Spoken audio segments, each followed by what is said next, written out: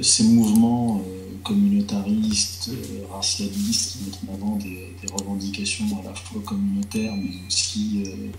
de type LGBT, parce que Pierre-Antoine Plaquevent l'a souligné à la tête du mouvement, plutôt les têtes de gondole du mouvement Black Lives Matter, sont lesbiennes et prônent une idéologie LGBTQ, je ne sais quoi. Et derrière Assa Traoré, il y a ce sociologue, Geoffroy de la Gasnerie, qui lui aussi fait la promotion des idées LGBT. Donc en fait, on a d'un côté une véritable révolte sociale qui est de plus en plus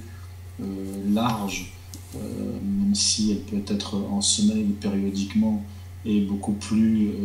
ancrée dans la réalité sociale et économique, à savoir les Gilets jaunes. Et pour contrer ce mouvement, on lance des Assa Traoré, des Black Lives Matter, des comités pour la vérité, des comités Adama, etc. D'ailleurs, durant le mouvement des Gilets jaunes, la petite Assa Traoré avait participé à une manifestation, non pas avec les Gilets jaunes, mais contre les Gilets jaunes, et elle avait déclaré, en pleine révolte des Gilets jaunes, on va prendre le terrain, on ne va pas laisser la place à tous ces fachos, à tous ces racistes, tous ces Gilets jaunes fascistes et fachos qui ont depuis quelques semaines, quelques jours, des propos racistes. Donc, elle est aussi là pour essayer d'empêcher une éventuelle jonction entre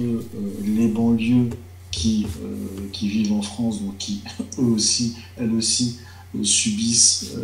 les conséquences socio-économiques de la globalisation économique, tout comme les Gilets jaunes, et pour mettre en avant, comme je vous l'ai dit, des revendications fallacieuses de type racialiste qui sont importées des États-Unis, puisque la France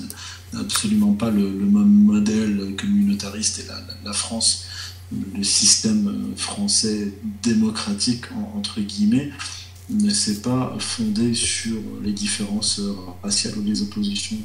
raciales, alors que c'est le cas aux États-Unis. Les États-Unis, l'Amérique s'est fondée d'abord sur un génocide, puis sur la distinction entre les différentes populations blanches et la population noire qui était esclave. Oui. Donc oui, effectivement, pour conclure sur cette question-là, le mouvement piloté par de la Gasnerie, le sociologue, et financé, en tout cas soutenu en sous-main par la fondation de Rothschild, a pour objectif d'entraver la des Gilets jaunes. Et d'ailleurs, quand on écoute Assa Traoré sur les Gilets jaunes, elle a exactement le même discours